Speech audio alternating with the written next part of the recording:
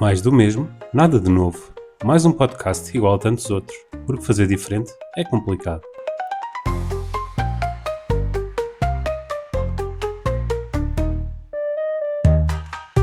Gabriela Marques é a convidada do 16º episódio. Ela é geógrafa de formação e mestre em ecoturismo. Entre as salas de aula e o trabalho de campo, tem dedicado o seu percurso à investigação e valorização da Mata Nacional do Urso, localizada na freguesia do Carriço, um território de 6.000 hectares que une os concelhos de Pombal, Figueira da Foz e Leiria. Gabriela vem explicar-nos porque é que o reconhecimento como área protegida é uma urgência para salvar o nosso património e a nossa história. Inevitavelmente vamos também falar sobre as várias intempéries que têm fustigado a Mata Nacional do Urso. Obrigada, Gabriela, por teres aceito o meu convite. Vamos começar com perguntas rápidas. São fáceis de escolheres e de responderes. Então, perguntas rápidas. Nascer do sol na floresta ou pôr do sol no mar? Apesar de... Isto é super ser rápido. Apesar de acharem que era floresta, não. É Porto Sol no mar. Turismo ou geografia? Geografia. Aula em sala ou visita de estudo? Visita de estudo. Viagem de sonho? Muitas. Já vou à Croácia, portanto... Todas as ilhas dos Açores são para mim um sonho. Mapa em papel ou GPS? Mapa em papel é bonito. Filme ou série preferido? Gostei muito de Downton Abbey. Um livro que recomendes? Eu tenho lido bastante Frida McFadden. Música preferida? Eu gosto muito da minha casinha, dos chutes e pontapés. Qual o superpoder que gostarias de ter? Capacidade de lidar com todas as emoções. Um acessório indispensável no teu dia-a-dia? As minhas molas. A melhor invenção de sempre? O carro. Um vício? Mexer no cabelo. Um medo? O medo que muitos jovens têm hoje em dia, não conseguir comprar uma casa ou ter uma casa própria. Um lema? Força para a frente. Terminámos então as perguntas rápidas. Vamos então falar um bocadinho sobre o que é que fazes profissionalmente e sobre o estudo, digamos assim, que fizeste aqui há uns anos. Mas começo por perguntar o que é que te levou a escolher a área da geografia e do turismo? Ora, o turismo foi mesmo pela realização de um sonho. Eu desde pequena queria ser guia turística e quando cheguei à faculdade eu percebi que o mundo era muito mais do que só isso. Então eu fui realizar o meu sonho, fui guia turística e percebi que não bastava. Depois veio um episódio que foi marcante para toda a gente, foi o Covid, e eu repensei tudo aquilo que era a minha vida naquele momento e pensei... O que é que junta tudo o que eu gosto? Ou seja, todas as temáticas, e a geografia veio ao meu encontro. Mas não veio sozinha, veio com o propósito de eu ser professora de geografia. Era mesmo aquilo que fazia sentido para mim, porque gosto muito de investigar, gosto muito de estudar, mas nada disso não faz sentido se eu não puder transmitir isso às outras pessoas. Exato. Aquilo que eu estudo... E fazes-lo assim através das aulas. Tu estás atualmente a dar aulas em várias escolas e estás a terminar um mestrado de ensino em Geografia, correto? Sim. Onde te focas no tema das visitas de estudo? Porque é que para ti é tão importante focar na aprendizagem fora da sala de aula? Se tiveres um dia inteiro numa sala de aula, provavelmente vais apenas focar-te nos teus primeiros 50 minutos daquilo que foi o teu dia. Tipo, estar sentada... a aprender, e eu própria falo como professora. Mas também falas como ex-aluna. Sim, é isso. Eu gostava muito que os meus alunos estivessem o tempo todo atentos àquilo que eu digo, não é? Eu sei que eles vão aprender muito mais se estivessem no local, a mexer, a tocar, a experienciar. Tudo o que são as nossas sensações tem uma memória muito mais significativa para nós do que simplesmente estarmos sentados a ouvir alguém. A nossa capacidade de atenção Exato. Não tem a duração de um dia inteiro. É impossível. E eu, como antiga aluna, também me lembro muito bem daquilo que eram as minhas visitas de estudo. E sei que aprendi muito mais. E quando fui agora estudar geografia, fui com uma experiência totalmente diferente, que foi a minha experiência como pessoa, viajante, turista, trabalhadora, e dei muito mais valor àquilo que era o ensino e aquilo que eram as minhas aprendizagens durante o curso que tirei depois. Então acho que para mim faz todo sentido. Portanto, basicamente sentes que neste caso a geografia se aprende melhor com os pés na terra. Sim, sim. E basta às vezes sairmos, quem nos dera, às vezes sairmos à rua um bocadinho, darmos uma volta, observarmos aquilo que nos rodeia, tudo o que nós observarmos traz-nos mensagens, traz-nos ideias, depois podem ser debatidas. Sim, até porque depois a motivação dos alunos, sabendo que vão ter aula fora da sala de aula, é sempre diferente. Pelo menos eu falo por mim, né? Quando foi na minha altura era sempre diferente nós sairmos da sala de aula. Já agora, por curiosidade, dás aulas a que anos letivos? Dou só ensino secundário. Não gostavas de dar a mais jovens? Gostava, porém acho que para já ainda não estou... Preparada? Ainda não estou preparada. Como este ano Sério? foquei só no ensino secundário, neste momento estou com um nível... Eu gosto muito de trabalhar com adolescentes, Ok. porque eles têm uma capacidade de reflexão e eu posso puxar por eles. Sim, já estão noutro patamar. Sim. Exato. Apesar deles muitas vezes viverem na sua bolha, porque eles têm vidas pessoais Sim. e que nós às vezes não conseguimos interferir. E mas... já vão tendo opiniões formadas. Sim, sim, mas já é diferente. podemos contribuir para que eles reflitam. Isso para mim Exatamente. é uma coisa que me dá-me pica. Pronto. E com os meninos mais novos, eles são adoráveis. São fofos, eles querem muita atenção, mas são mais difícil irrequietos. de bater. E eles não têm tanta capacidade de reflexão, mas podemos dar-lhes ideias, formas para eles depois começarem a amadurecer quando crescerem. Ok, era uma curiosidade então. E como estávamos a falar das aulas de geografia e de turismo, não é? De que forma é que estas duas disciplinas se cruzam quando tentas explicar a importância de valorizar o que é nosso? Quando eu digo que é nosso, o território, o nosso território e o nosso património também. Ora, para mim, geografia isso é muito fácil, porque o turismo é um dos motores de desenvolvimento do nosso território. É uma das formas de nós valorizarmos aquilo que nós temos, os nossos recursos. Por exemplo, quando damos o espaço rural, falamos muito de formas de diversificar aquilo que são as nossas atividades económicas no espaço rural. E o turismo é uma delas. Muitas das vezes falamos da questão do agroturismo, do turismo em espaço rural. Eu falei especificamente também da importância dos eventos no espaço rural. Podemos falar da Feira do Queixo, da Serra da Estrela, ou até da simples Feira do Sete que nós temos agora aqui no Carriço, que está neste momento a começar a dar um bocadinho mais de valor àquilo que são as nossas pequenas tradições. Claro que não têm a capacidade de captar tantos turistas como uma Feira do Queixo, mas temos que começar por algum lado, por não algum é? lado, exato.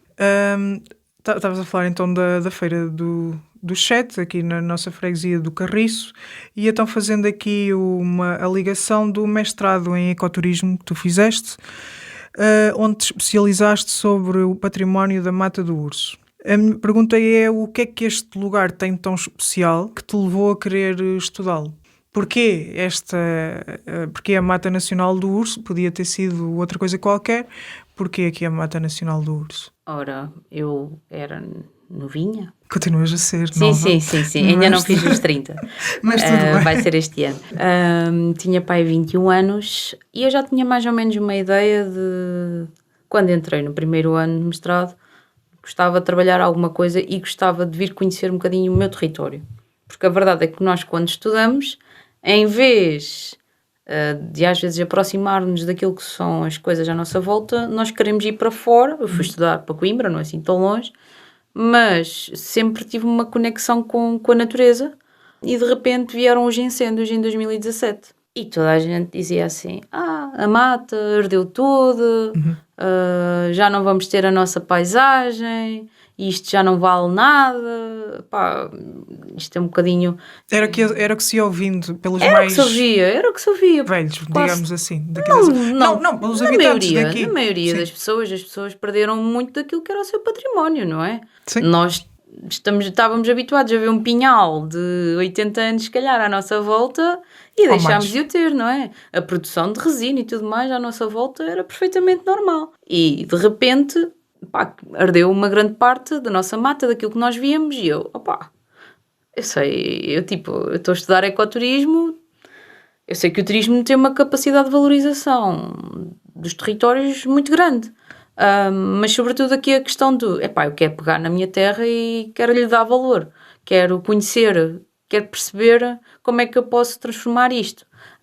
E na altura, e tu deves saber isto, que é, temos aqui um grande número de imóveis que pertence Ao Estado. ao Estado e que não é aproveitado. E parece que vai continuar assim. Pronto, e eu na altura pensei, olha, porque é que não penso aqui num projeto para recuperarmos aqui, por exemplo, fazer um espaço de acolhimento turístico, de alojamento e tudo mais ali na Guarda do Norte. Foi por aí que eu Sim, comecei. até porque fala-se muitas vezes da praia do Osso da Baleia e se calhar também depois não se dá o devido aproveitamento dos espaços à volta. Pronto, Sim, é um bocado sim. por aí também. Pronto, e eu na altura pensei, olha, vou pegar por aqui. E consegui um estágio na Câmara que na altura não me deram grandes perspectivas quanto ao aproveitamento daquele espaço.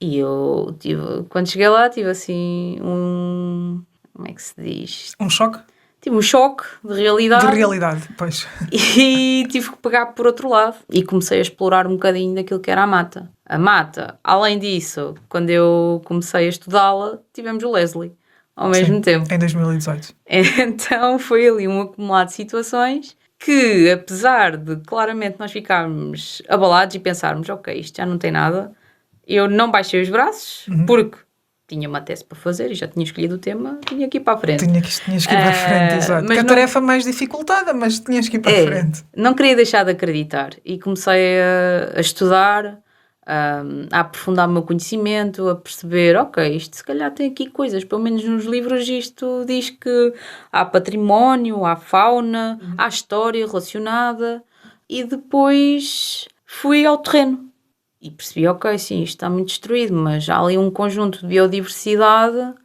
que se calhar as pessoas mais locais Desconhecem? ou desconhecem ou conhecem, mas não divulgam, e que se calhar isto até pode ser interessante, estudarmos isto um bocadinho melhor. Se isto pudesse ser aproveitado através do ecoturismo, porque o ecoturismo tem aqui uma vertente de sustentabilidade associada, ou seja, tem que haver aqui um cuidado para aquilo que é o nosso território. Se não houver esse equilíbrio, nem vale a pena explorarmos. Eu peguei por aí e acabei por falar um bocadinho aqui da importância da interpretação ambiental para a valorização do património que lá estava. Acabei por fazer um inventário de tudo aquilo que havia sobre o que era conhecido na mata e fiz um percurso de modo a mostrar aquilo que ainda existia e para tentar perceber como é que a percepção das pessoas após eu mostrar aquilo que existia, se efetivamente mudava ou não quanto à história do "ei, ardeu tudo". E achas que mudou? Pode ser sincero. Não. Naquela altura, não. Naquela altura, não. Isso significa que se calhar agora pode mudar um bocadinho ao fim Sim. deste tempo todo? Sim. Ok. Acho que após tantas ações de voluntariado, acho que as coisas talvez começaram a mudar um bocadinho. Pelo menos nas pessoas locais. E durante um levantamento científico em que guiaste investigadores pelas lagoas envolventes da Mata do Urso, foram descobertas 4 espécies de planta carriço do género Carex, é assim que se diz? É, Carex ou Carex, sim. Ok. Como é que foi a experiência de presenciares estas descobertas? Ora, Estavas só a guiá-los, não é? estava a guiá-los, eu não tenho conhecimento aprofundado de tudo aquilo que são as tipologias de plantas, nem tão pouco mais ou menos, mas simplesmente tive a oportunidade de acolher um conjunto de investigadores especialistas nessas áreas, tanto na área dos fungos, como na área das plantas, na área das aves também, de peixinhos também. Imagina, tu olhas para as coisas e para ti aquilo não te diz muito, Sim, exato. não é? É um bichinho, é uma planta. Quando tu vais para as tuas aulas e os teus alunos perguntam, então, mas o que é que a mata do urso tem? Aquilo não é só mato? Sim. Levas aquelas pessoas e elas começam-te a dizer, olha, isto é importante, olha, isto significa que houve aqui um determinado habitat há não sei quantos milhares de anos atrás. Olha, nós temos aqui um tipo de solo que é incrível e que existe só em pá, aí 3% do mundo. E tu? Como assim? Como Como assim o nosso território tem estas coisas e nós não temos noção? Como assim estamos no carriço e temos pelo menos 4 ou 5 espécies de carriços na nossa mata e que se calhar até está associada à nossa toponímia e nós nem fazemos ideia. Então, fiquei espantada, espantadíssima, e comecei a perceber, ok, eu via isto como uma coisa, como algo que tinha significado para mim, às vezes do ponto de vista mais emocional, do que sabendo explicar o porquê daquilo ter o valor, não é? Mas estas pessoas sabem explicar porque é que aquilo tem valor. E, isso encheu-me um bocadinho de orgulho. Porque pensei assim, olha, passado não sei quantos anos, eu terminei a minha tese em 2019, e o meu primeiro BioBlitz foi em 2021 ou 2022, não estou em erro. E comecei a perceber, ok, olha, isto começou a dar frutos e se calhar afinal todo o meu trabalho não foi em vão, ou seja, não ficou na gaveta e afinal aquilo que eu estava a ver estava a fazer sentido. Sim, e se calhar também é um bocadinho de aquilo, esse estudo que tu começaste por fazer sobre a Mata Nacional do Urso leva depois a que alguém veja isso e dê o seu seguimento, lá está, daí eu há bocadinho dizes que na altura a tua tese não teve o impacto que tu esperavas, mas se calhar agora, e até porque já vamos falar disso mais à frente, depois houve a descoberta de uma borboleta. Uma das coisas que me chamou a atenção quando estava a pesquisar aqui para a nossa conversa é o facto de, por estas descobertas dos nomes das plantas, o carriço branco, o carriço dos brejos, entre outras. Se calhar muita gente que não sabe de onde é que vinha o nome carriço acaba por perceber que vem destas plantas que nós vemos muito por aí, não ligamos nenhuma e afinal tem uma grande importância para aquilo que é o nome da nossa terra e depois tem importância também noutros aspectos. Pronto, nessa investigação, segundo li, foram assinaladas 4 espécies de mamíferos, além de 2 répteis, 2 anfíbios, um peixe invasor, 8 espécies de aves, 18 de fungos, 23 invertebrados, 114 de plantas, das quais 15 exóticas, 2 ameaçadas e 10 raras. Portanto, foi uma descoberta foi um levantamento intensivo. Um levantamento bastante produtivo até, né? Qual destas descobertas foi a mais emocionante? Tu, enquanto estavas lá, qual foi a mais emocionante para a equipa de investigadores? Sentiste que houve alguma em particular? E depois também, para ti, a nível pessoal, se houve alguma assim mais especial? Olha, para mim, ou para os investigadores, houve uma em especial, uma gramínea que se chama Rhincóspora alba, se eu não estou em erro. Sim, que é uma espécie ameaçada e que, segundo eu li numa notícia de jornal, está preservada com mais de 10 espécies no Centro Escolar dos Virinhos, ali no Carriço. É, na nossa excelente freguesia. Trabalho tem sido. E acho que o nome em português dão-lhe Carriço Branco. Pronto. Essa descoberta dava-nos a mensagem de que, ok, nós temos aqui espécies de alto valor, consideradas raras e ameaçadas, e que se calhar este local onde nós estamos deveria de ter um estatuto de proteção e conservação maior que aquilo que tem. Ou seja, não é só o facto de haver aqui todo um património natural e cultural associado à nossa identidade, porque aquilo em que nós estamos é a nossa identidade. A mata é a nossa identidade. Sim, sim. Tudo explica muita coisa daquilo que nós somos. E temos aqui espécies que supostamente têm um estatuto importante e que nós não estamos a aproveitar ou não estamos a proteger. Então, para mim foi muito importante perceber que efetivamente havia estas espécies ali e que o meu trabalho fazia sentido no modo como eu estava, ou como eu fui assertiva em não desistir de estudar aquele território e de acreditar nele. Uma das descobertas recentes, também para espanto de quem investiga estas coisas, o que é que foi? Até o meu. Até o teu, né? Acho que foi espanto de muita gente, que até para mim, que foi encontrar uma nova espécie de microborboleta que ainda não era conhecida para a ciência, resumidamente, que não era conhecida no mundo, não é? Lá está, estas descobertas continuam a reforçar a ideia de que a Mata do Urso ainda é um território realmente desconhecido para a ciência e, como tu estavas a dizer, deveria ser bem mais protegido. Quando viste esta notícia ou te informaram desta nova espécie de microborboleta, que estavas a dizer que até para ti foi surpresa, como é que reagiste na altura? Sabes qual é? Já agora eu gostava de saber qual era. Tocar não acho que não convém tocar. Não faço ideia. Mas é interessantíssimo, porque depois dos fogos, depois da tempestade em 2018, como a natureza ainda surpreende, não é? Uhum. É um bocado por aí. E vai continuar a surpreender. Imagina, aquele território, durante vários anos, esteve intocado. Porque se tu fores a pensar, o Leslie fez com que os espaços associados às zonas úmidas da mata se tornassem inacessíveis. Exato, inacessíveis. Então, tudo o que é fauna, flora, pode estar ali no seu perfeito descanso, simplesmente a ter a sua dinâmica da natureza. Ou seja, sem intervenção humana. Exato. Claro que há combates entre espécies e tudo mais, Exato. nomeadamente as invasoras, que também encontramos e que é uma problemática. E imagina, todos os estudos que eu li sobre a Mata do Urso, eles foram feitos pelo ICNF e pela Câmara há N anos atrás. Ou seja, N anos atrás são tipo décadas.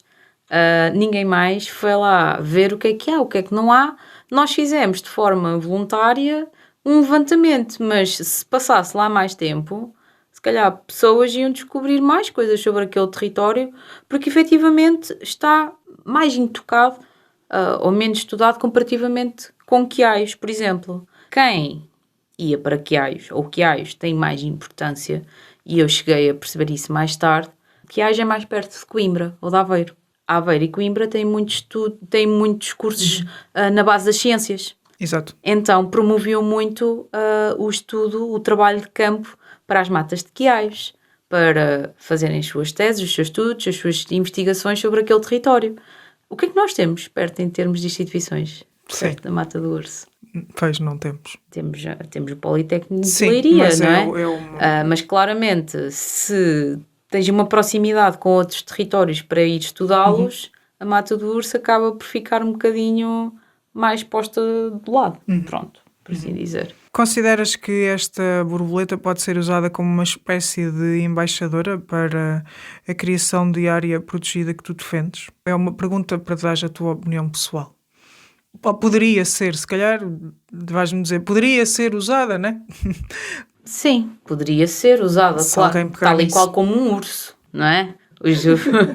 Para mim o urso tinha mais piada, na minha opinião. Agora se encontrássemos aí um urso, não é? Sim, tinha mais piada o urso, na minha opinião. Sim.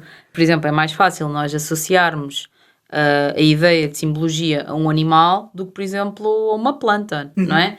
Nenhuma criança vai querer ter um urso ou um peluche de um carriço, Exatamente. não é? Pronto, então acho que podemos utilizar várias formas de agarrarmos naquilo que são os aspectos da mata e tentar valorizar. Portanto, se for com uma borboleta, que seja. Por mim, maravilha. Sim, ela pode continuar a ser Mata Nacional do Urso, mas valorizá-la através desta descoberta inédita, não é? Sim. Há bocadinho estavas a falar da Mata de Quiaios. Tu defendes que a Mata do Urso tem características comparáveis à Mata das Dunas de Quiaios, que já é protegida. Na tua opinião, digamos, técnica, o que é que tem impedido que a Mata do Urso receba o mesmo reconhecimento? Vais-me dizer que... Se calhar já respondeste, que tem Eu a ver com os respondi estudos, em parte, sim. Respondi em parte a questão dos estudos. Existe um determinado conjunto de critérios que levam à classificação de um território, ou de um espaço natural. Na altura, escolheram a Mata de Quiaios, que em termos de hectares tem mais hectares que a Mata do Urso, e em termos de espaços considerados com Olha, em termos de beleza paisagística, tu vais à Lagoa das Correntes, ou vais à Lagoa dos Linhos, ou vais ver a Lagoa da Vela em Quiaios, o que é que tu achas que é mais interessante? Completamente a Lagoa da Vela. Não é? Né? Pronto. Até porque tem atividades envolventes. Exatamente. Ou seja, em termos estéticos, em termos de beleza E de atração e de turística. atração, a Mata de Quiaios tinha um grande interesse. Então, também as pessoas, porque tinham hábitos culturais associados àqueles territórios, como a pesca, por exemplo, acabam por dar um bocadinho mais de importância àquilo que é aquele território. Aliando isso à questão académica, à questão da investigação, se nós temos mais estudos sobre um determinado lugar, temos mais hipóteses de termos uma classificação ou um estatuto de proteção. Pronto. Claro que eu não vou negar, pode haver uma falta de interesse político naquela classificação. Mas a realidade, e vamos pensar e vamos olhar para os dois lugares e vamos pensar, valeu a pena essa classificação? Ou isso efetivamente está a resolver todos os assuntos ou tem que ser por outras vias? Pronto, portanto, acho que não é só uma questão de classificação. Não. Poderia ajudar em algumas coisas, mas não A bastaria. nível de financiamento poderia ajudar, Sim. a nível de regras, mas tem a ver mesmo com a forma como nós, pessoas, damos valor àquele lugar. Também falaste há bocadinho sobre plantas invasoras, o caso das acácias e da erva das pampas. Sobretudo a erva das pampas realmente é muito bonita, mas é muito, muito má, segundo consta, para a natureza. No teu contacto com os alunos ou também com a população em geral, como é que, digamos que explicas que uma planta que pode parecer bonita é na verdade um perigo para o equilíbrio da nossa mata e da natureza em geral? Não é só aqui, há noutras partes do país. A acácia é que tem um grande impacto. Imaginem, as plantas invasoras têm um potencial de crescimento que quase como se abafam tudo aquilo que é vegetação autóctone, ok?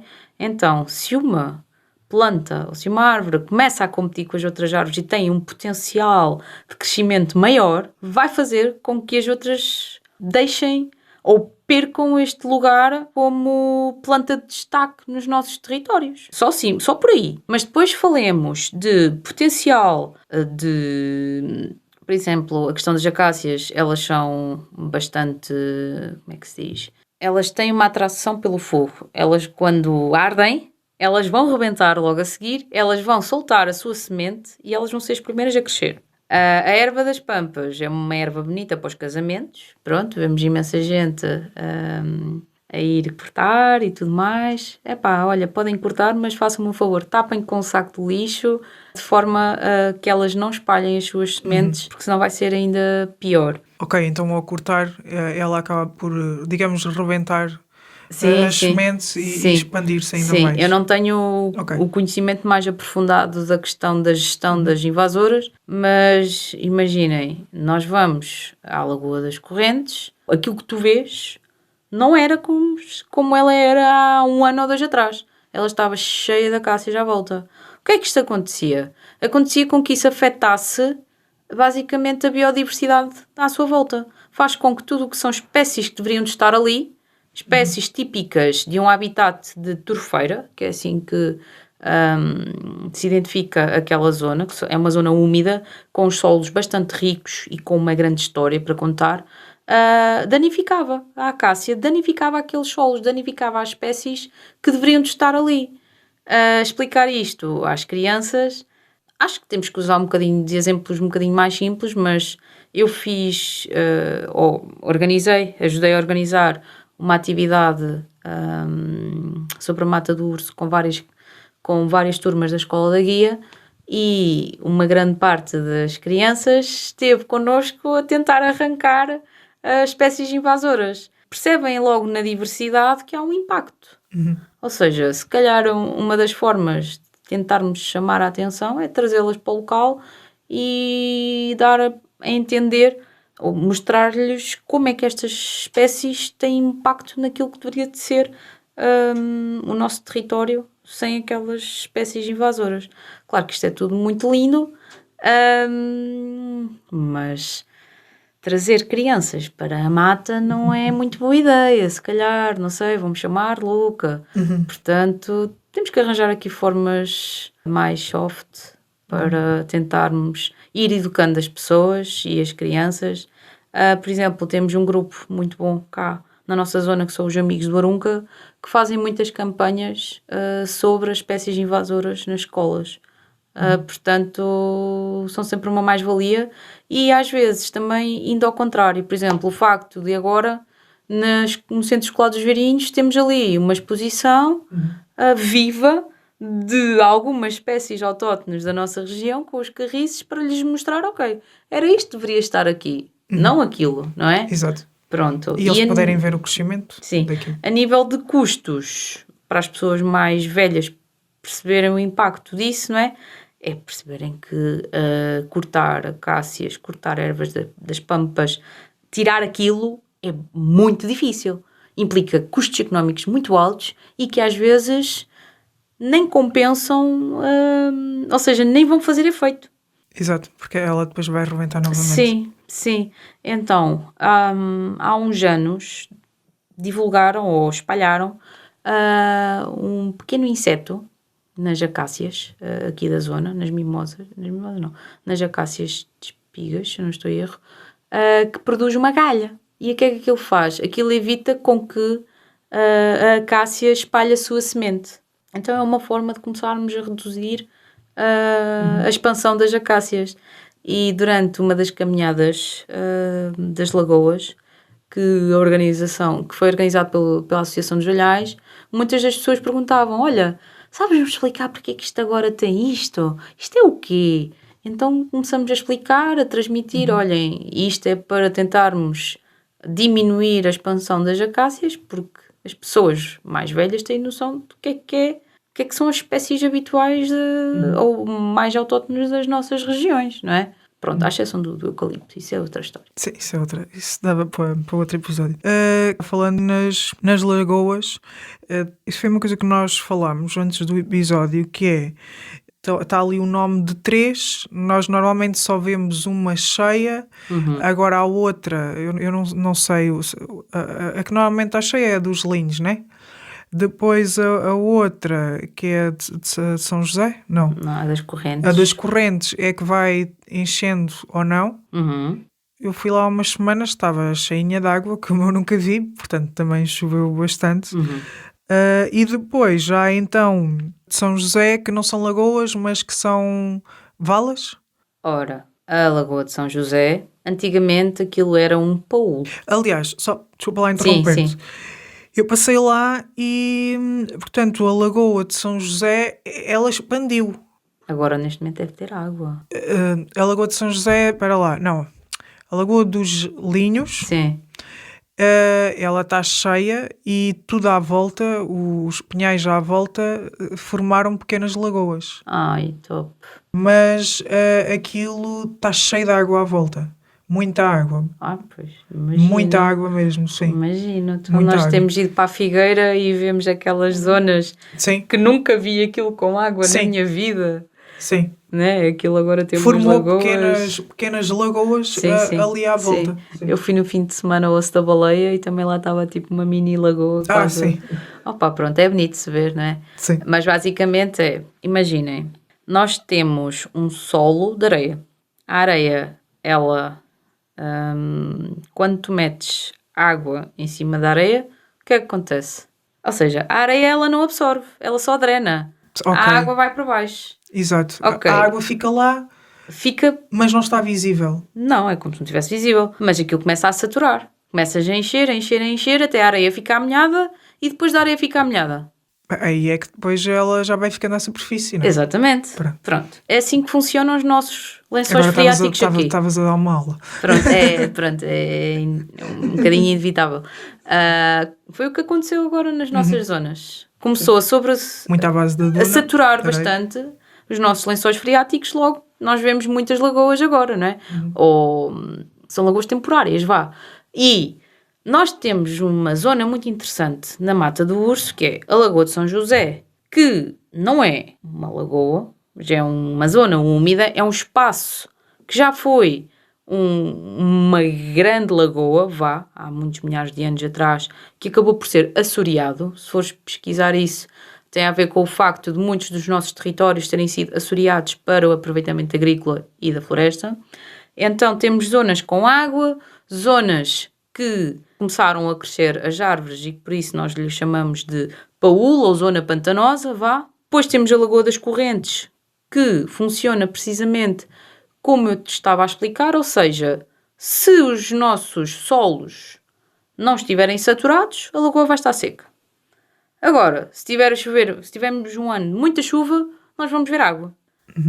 Mas a vegetação que lá está é uma vegetação que está associada às zonas úmidas. A lagoa pode não ter água, mas a vegetação está com água. Sim. Que é essencial para si. Sim. Ou seja, vamos continuar a ter ali uma biodiversidade associada àquilo que são as plantas que temos ali. E tudo o resto que vimos durante o nosso levantamento. A Lagoa dos Linhos é a que tem a água sempre em permanência. Ou seja, são 3 habitats totalmente distintos num curto espaço de território, estás a ver? É incrível. Pronto, e tu fazes ali 4 km de caminhada, nem isso, e dás-te conta que estás a passar em zonas totalmente diferentes. E uma das que teve aproveitamento foi a Lagoa de São José. O Ecomatur foi uma das formas de se dar a conhecer uma das zonas úmidas da Lagoa de São José, mas toda a gente acha que está ali uma lagoa, mas a realidade é que está ali uma zona úmida e não uma lagoa em si. É uma zona em que temos muita água que está saturada no solo.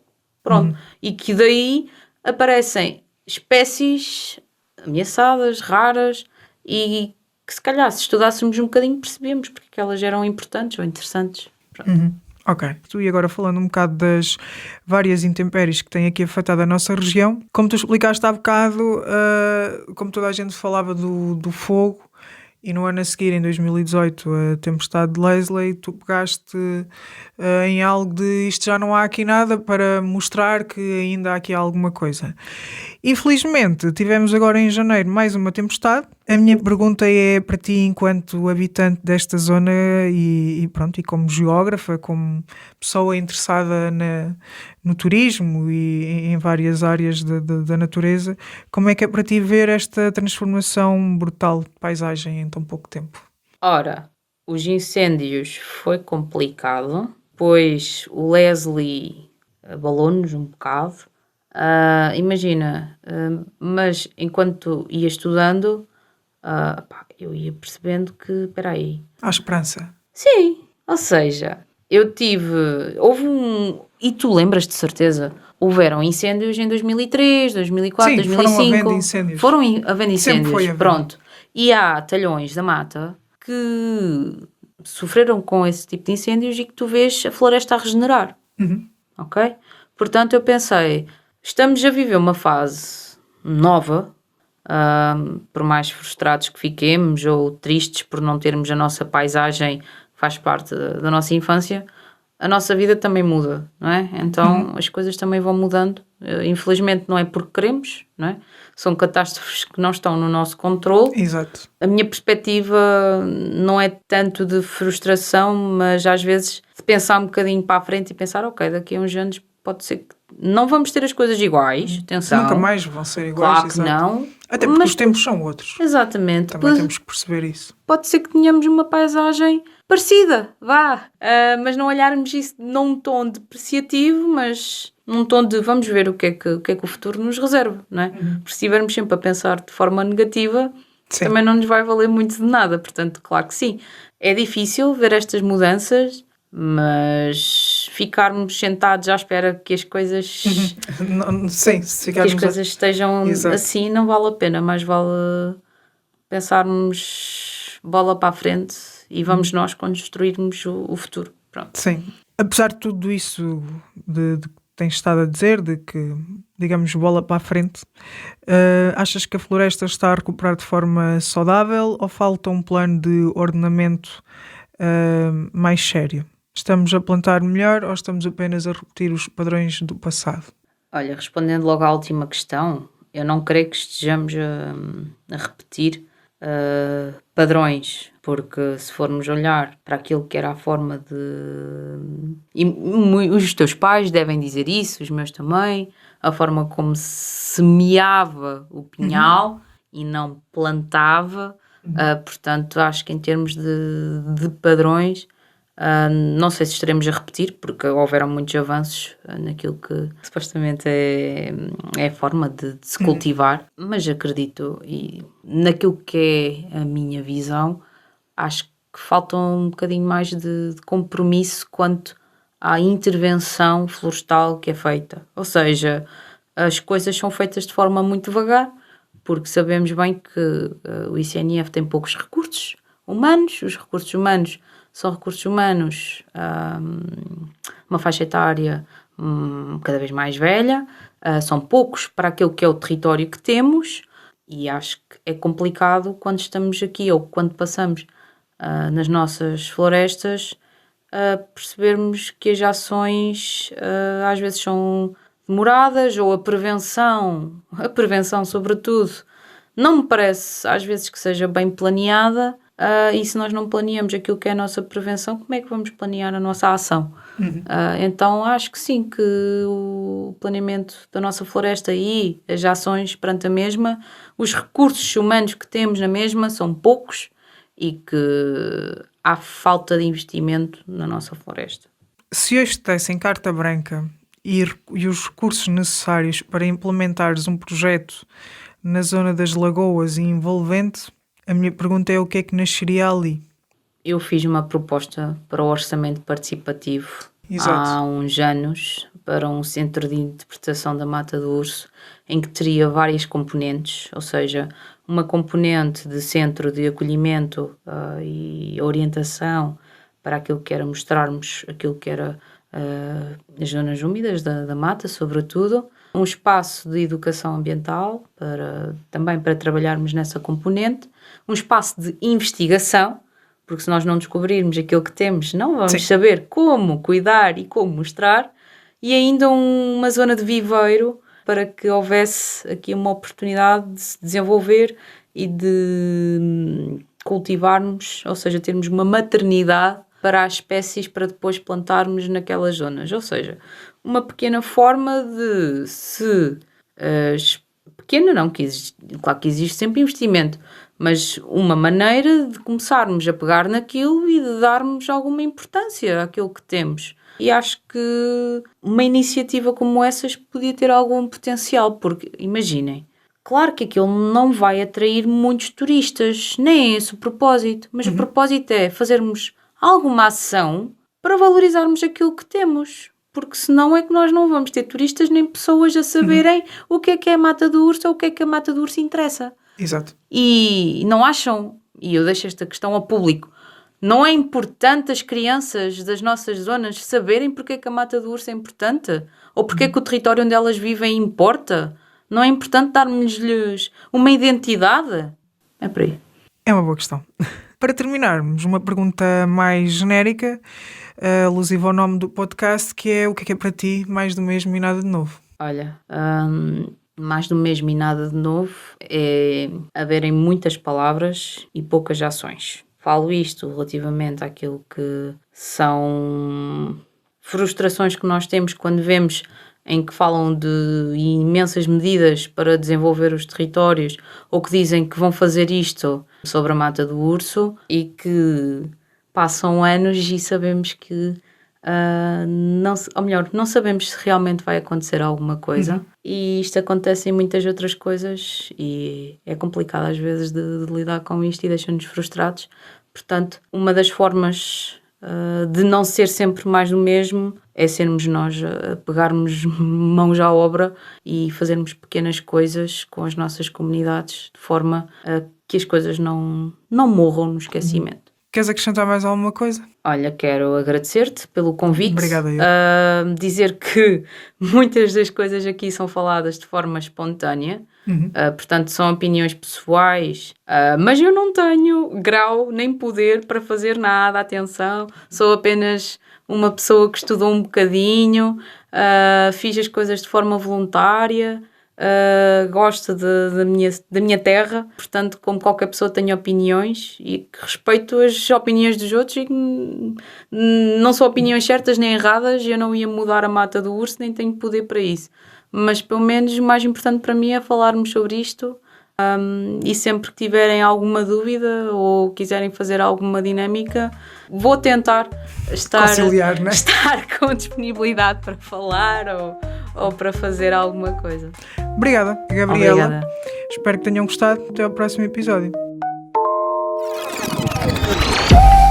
Siga o podcast no Instagram em maisdomesmo.ndn e veja alguns vídeos deste episódio e fique ainda a par das novidades dos próximos episódios.